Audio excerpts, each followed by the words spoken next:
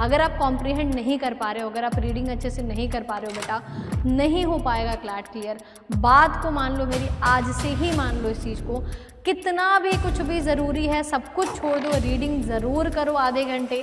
For must thing है आपके लिए रीडिंग करना। रीडिंग जब तक नहीं करोगे मॉक टेस्ट नहीं लगा पाओगे, क्वेश्चन पढ़ ही नहीं पा रहे हो, अच्छे से उसको समझ ही नहीं पा रहे हो।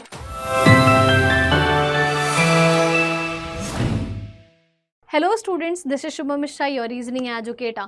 आज के वीडियो सेक्शन में मैं आपसे बात करने वाली हूँ आपके सबसे बड़े डर, सबसे बड़े प्रॉब्लम और सबसे बड़े डाउट की, that is your mock test. बच्चे सबसे ज़्यादा कहीं ना कहीं फेयरफुल फील करते हैं या समझ नहीं पाते हैं कि यार मॉक टेस्ट दे कैसे, कब से स्टार्ट करें, क्या स्ट्रेटजी होनी चाहिए, क्या सही तरीका होना चाहिए। चलो एक बार को मॉक टेस्ट तो लगा ही लिया, एनालिसिस कैसे करें ये नहीं समझ आ पाता है। किस क्वेश्चन को करें, किस क्वेश्चन को पहले करें, किस सेक्शन को बाद में करें, क्या बीच में होना चाहिए, ये सारी स्ट्रेटजी बहुत ज़रूरी है। सिर्फ पढ़ाई कर लेने से कभी भी एग्जाम नहीं निकलता है बच्चों। एक स्मार्ट स्ट्रेटजी और सही तरीके से मॉक टेस्ट को अटेम्प्ट करना, किस सेक्शन को पहले पिक करना है, किसको मिडिल में और किसको बाद में, ये सारी चीज़ों का प्रॉपर निचोड़ आज की वीडियो में मैं आपको समझाने वाली हूँ। लेकिन इसके लिए आपको वीडियो में अंत तक बने रहना होगा और सारी चीज़ों को बिल्कुल अच्छे तरीके से समझना होगा। तो चलिए स्टार्ट करते हैं आज का वीडियो। बात करते हैं क्लैट मॉक टेस्ट की। देखो यार, मॉक टेस्ट अगर आप नहीं दोगे तो आप कितने बड़े भी धुरंधर हो ना, आपका पेपर नहीं निकल पाएगा, यही रियलिटी है। जो टॉपर्स होते हैं, जो सबसे ज़्यादा स्कोर करने वाले बच्चे होते हैं ना, वो 80+ मॉक टेस्ट लगाते हैं। आपको पता है इतने मॉक टेस्ट एग्जाम से पहले आपको लगा लेने होते हैं। हाँ जी, बिल्कुल सही सुना है आपने। आप कहोगे कि मैम इतना लेंदी होता है मॉक टेस्ट यार, मतलब 2 घंटे का मॉक टेस्ट होता है, सब कुछ लेंदी, पैसेज बेस्ड है, तो कैसे कर पाएंगे, कैसे ये पॉसिबल हो पाएगा। मैम बिल्कुल पॉसिबल है। पहले आपको अपना बेसिक क्लियर करना है थोड़ा टाइम दे करके। जब आपका कंप्लीटली बेसिक क्लियर हो जाए, बेसिक किस किस सब्जेक्ट का मैम, जीके जीएस का तो हो नहीं सकता है, definitely agree with you guys. आप क्या कर सकते हो, आप लीगल रीजनिंग पूरा पढ़ सकते हो, आप लॉजिकल रीजनिंग का पूरा बेसिक क्लियर कर सकते हो, आप क्वांटिटेटिव एप्टीट्यूड जो कि बहुत कम आती है आपके में, उसका भी कर सकते हैं क्योंकि डीआई आती है मोस्टली, एंड बच गया इंग्लिश। इनकी पहले आप बेसिक्स थोड़ी सी क्लियर कर लो। इंग्लिश को आप पूरा कभी भी नहीं कर सकते हो, मॉक टेस्ट में आधा अधूरा हो चुका है। रीडिंग अगर आपने अच्छे से सीख ली है, बहुत ज़्यादा ज़रूरी चीज़ है बच्चों, प्लीज़ इसको सीरियसली लेना। रीडिंग आपको बहुत अच्छे तरीके से करनी है, कॉम्प्रिहेंशन आपको बहुत अच्छे तरीके से आना चाहिए। अगर आप कॉम्प्रिहेंड नहीं कर पा रहे हो, अगर आप रीडिंग अच्छे से नहीं कर पा रहे हो बेटा, नहीं हो पाएगा क्लैट क्लियर। बात को मान लो मेरी, आज से ही मान लो इस चीज़ को, कितना भी कुछ भी ज़रूरी है सब कुछ छोड़ दो, रीडिंग ज़रूर करो आधे घंटे। फॉर मस्ट थिंग है आपके लिए रीडिंग करना। रीडिंग जब तक नहीं करोगे मॉक टेस्ट ही नहीं लगा पाओगे, क्वेश्चन पढ़ ही नहीं पा रहे हो, अच्छे से उसको समझ ही नहीं पा रहे हो। एक पेज का, मैं आप लोग देखते होगे मेरे डेली क्रिटिकल रीजनिंग क्लास में कि जब मैं क्रिटिकल रीजनिंग आप लोग को कराती हूँ तो वहाँ पर मैं इतना बड़ा सा पैसेज आपको सॉल्व कराती हूँ, है ना, तब जाकर के उसके क्वेश्चंस आते हैं, उनको आप पढ़ ही नहीं पाओगे उस स्पीड में, उस तरीके से उसको कॉम्प्रिहेंड नहीं कर पाओगे, तो आंसर कैसे कर पाओगे, नहीं कर पाओगे ना। इसलिए बहुत ज़रूरी चीज़ है। सबसे पहली चीज़ है मॉक टेस्ट स्टार्ट कैसे करें मैम। सबसे पहले आपको ऐसे स्टार्ट करना। देखो आपके 2 सेक्शन पैसेज बेस्ड आते हैं, एक आता है इंग्लिश का, दूसरा आता है आपका क्रिटिकल रीजनिंग का, दोनों पैसेज बेस्ड होते हैं। तो आपको कभी भी पैसेज बेस्ड वाले सेक्शन को एक साथ नहीं रखना है, ठीक है। क्या करना है, उसको जो पैसेज बेस्ड वाला है, अब जैसे कोई पैसेज वाला है, 2 टाइप के क्वेश्चन होंगे आपके में। पहला होगा पैसेज बेस्ड, है ना, पैसेज वाला, ठीक है, और एमसीक्यू, 2 ही टाइप का होता है आपका, ठीक है। अब देखो पैसेज वाले सेक्शन से आपको स्टार्ट करना है, चाहे आप जो आपका बेस्ट सेक्शन हो, start with your best section, always start your mock test, जिससे आपको कॉन्फिडेंस बूस्ट होता हो, जिससे आपको अच्छा फील होता हो, जिसमें आपको कॉन्फिडेंस है कि यार तो कर ही लूँगा, नहीं पूरा तो एटलीस्ट मैं पढ़ने में कंफर्टेबल हूँ, एटलीस्ट मैं सॉल्व करने में हेजिटेट नहीं हो रहा, परेशान नहीं हो रहा, टेंशन नहीं हो जा रही है मुझे मॉक टेस्ट स्टार्ट करते ही। वो चीज़ नहीं होगी तो always start with your best section, चाहे वो लीगल हो, लॉजिकल हो, क्वांट हो, जीके जीएस हो, what ever it is, but start करना पैसेज बेस्ड वाले से हमेशा, जिसमें बड़े पैसेज वाले क्वेश्चन आते हैं, उससे आपको स्टार्ट करना है बेस्ट सेक्शन से।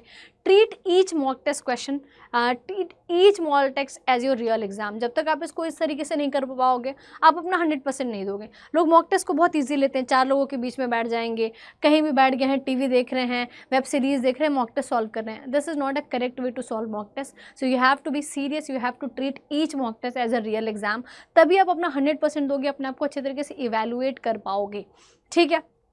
बेस्ट सेक्शन से स्टार्ट करना है, ईजी से क्या, पहले पैसेज से स्टार्ट करो, पैसेज से कर लिया, उसके बाद आप कोई एक अपना वो ऑप्शन चूज़ करो कि पहले एक पैसेज हो गया, फिर कोई एमसीक्यू वाला। एमसीक्यू वाला का मतलब क्या हो गया, जीके जीएस हो गया आपका, ठीक है, या फिर आपका लीगल हो गया, है ना, इनमें से कोई एक चूज़ कर लो, ठीक है, जीके जीएस या लीगल चूज़ कर लो।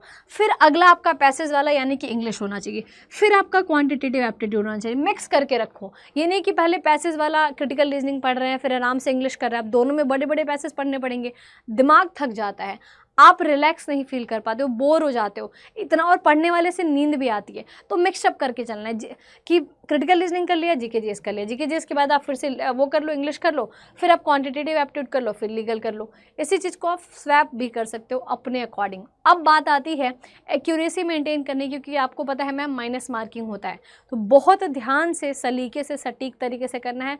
क्रिटिकल रीजनिंग में ऑलवेज आपको ऑप्शन एलिमिनेट करना है, स्किप करना आना चाहिए। जो क्वेश्चन आपको डिफिकल्ट लग रहा है स्टार्टिंग में, आप उसको स्किप करिए बाद में करने के लिए। ये नहीं कि कुछ डिफिकल्ट लग रहा है तो भी उसके पीछे पड़ गए हैं कि यार ये वाला तो क्रिटिकल रीजनिंग में सॉल्व करके रहूँगा, भले आधे घंटे लग जाए, कोई मतलब नहीं है उस चीज़ का, हर एक क्वेश्चन का एक ही नंबर मिल रहा है, ठीक है। एनालिसिस करना is the prime important thing, है ना। बिना अगर एनालिसिस करे हुए आप 100 मॉक टेस्ट लगा दोगे, एक पैसे का आपके अंदर इंप्रूवमेंट नहीं हो पाएगी, ठीक है। जब आपको चाहिए कि इंप्रूवमेंट हो मॉक टेस्ट के साथ साथ, मॉक टेस्ट क्यों लगाते हैं, मॉक टेस्ट हमारा सबसे बड़ा आईना होता है कि हम कहाँ खड़े हैं, कितने पानी में हैं। अगर आपको ये देखना है कि आप कितने पानी में हो तो आपको एनालिसिस करना पड़ेगा मॉक टेस्ट का। एनालिसिस करने के लिए एक मॉक टेस्ट लगाएं, उसको प्रॉपर 1 घंटे आधे घंटे दे करके हर एक क्वेश्चन को जो सही किया कितने टाइम में सही किया, गलत किया कितने टाइम में गलत किया, हर एक चीज़ को उसको अच्छे तरीके से समझो। जिस क्वेश्चन को आपने स्किप करा उसको भी प्रॉपर एनालिसिस करना है। 3 चीज़ें होती हैं एनालिसिस में, मैं अच्छे तरीके से बताऊंगी, गौर फरमाना इस चीज़ को बहुत अच्छे तरीके से, कि एक होता है राइट क्वेश्चन, ठीक है, दूसरा होता है रॉन्ग क्वेश्चन, एंड तीसरा होता है स्किप जो आप कर चुके हो। अब इन तीनों चीज़ों पे ध्यान देना है। जो राइट किया है वो कितने टाइम में किया है ना, बहुत ज़्यादा टाइम लगा करके 1 नंबर का क्वेश्चन तो नहीं करा कहीं मैंने, इसका टाइम रिड्यूस करो। रॉन्ग किया है तो देखो कि क्या कॉन्सेप्ट में प्रॉब्लम थी, ठीक है, या फिर कोई सिली मिस्टेक था। दोनों चीज़ों को ध्यान से देखो, कॉन्सेप्ट में प्रॉब्लम है, कॉन्सेप्ट सीखो, सिली मिस्टेक है तो सिली मिस्टेक आगे से रिड्यूस करने की कोशिश करो। एंड स्किप्ड क्वेश्चन क्यों स्किप करा, ये ज़रूर जानना जरूरी है कि क्या मैंने वो चैप्टर नहीं पढ़ा था, क्या मुझे वो क्वेश्चन आता नहीं था, या मेरे पास टाइम नहीं बचा। 3 चीज़ें होंगी, ये तीनों चीज़ें आपको इवैल्यूएट करना है। एंड मैं कह सकती हूँ अगर आप सिर्फ इस स्ट्रेटजी को फॉलो करते हैं, you will score 100% of your जितने भी आप क्वेश्चन अटैम्प्ट करते हो। अगर आप 50 क्वेश्चन अटैम्प्ट करते हो, 50 के 50 से आप अगली बार 60 पे जाएंगे, 65 पे जाएंगे, 75 पे जाएंगे, डेफिनेटली आप बहुत बेटर करने वाले हैं अगर आप इस मॉक टेस्ट स्ट्रेटजी को स्टार्ट करते हैं। अब कुछ बच्चों का ये सवाल होगा कब से स्टार्ट करें मैं मॉक टेस्ट। देखो, जिनका बेसिक नहीं क्लियर हुआ है, पहले आप अपना, मैंने आप शुरू से फिर से रिवाइज कर देती हूँ, quantitative aptitude, legal reasoning and critical reasoning का जब आपका सिलेबस कवर हो जा रहा है तो तुरंत मॉक टेस्ट स्टार्ट कर दो, ठीक है गाइस। तो I hope so this is going to be helpful for you guys. If any problem please do comment, and आपको वीडियो कैसा लगा प्लीज़ बताइएगा, and like and share definitely कर देना। और एक छोटी सी चीज़ है आप लोग के लिए, एक बहुत ही बड़ा सा डिस्काउंट चल रहा है अभी, है ना। तो ये डिस्काउंट है आपका 35% का लॉ के सारे प्रोडक्ट्स पे। जितने भी प्रोडक्ट हम आपको सेल करते हैं, चाहे वो लाइव क्लासेस हो, आपका कोई पेड कोर्स हो, कोई बैच हो, या फिर आपका मॉक टेस्ट हो, हर एक चीज़ में 35% का बहुत बड़ा समर सेल चल रहा है। कोड लगाना है आपको SM live for maximum discount.